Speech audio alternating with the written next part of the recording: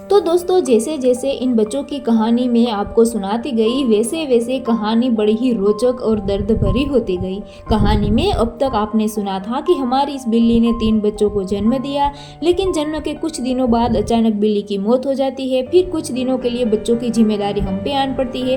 पर फिर कहानी में अच्छा ट्विस्ट ये आता है कि इन बच्चों को एक नई माँ मिल जाती है, पालक माता यानी कि पालने वाली माता। बच्चों को लगा कि यही हमारी माँ है और बिल्ली भी अपने ही बच्चे समझकर इसको पाल पोस कर बड़ा करने लगी।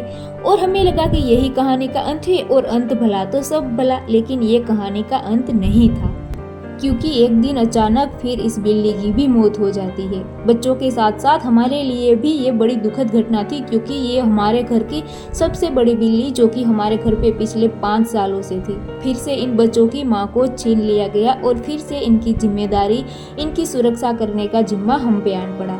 पर अब एक अच्छी बात ये थी कि अब ये अच्छे से खाना पीना सीख लिए हैं, तो अब इसको बड़ा करना या ये सर्वाइव कैसे करेंगे ये अब कोई चिंता नहीं है। अब तीनों छोटे हैं तो पूरा दिन एक दूसरे के साथ खेलते रहते हैं, जब भूख लगती है तो खाना खा लेते हैं, इसीलिए अब ज़्यादा टेंशन नहीं है। पर फिर भी माँ तो माँ होती है, किन बच्चों को याद नहीं आती। तो इस तरह इन बच्चों ने बचपन से ही दर्द को झेला है और फिर भी वो सरवाइव कर रहे हैं, क्योंकि अंत में ईश्वर सबको जीना सिखा ही देते हैं।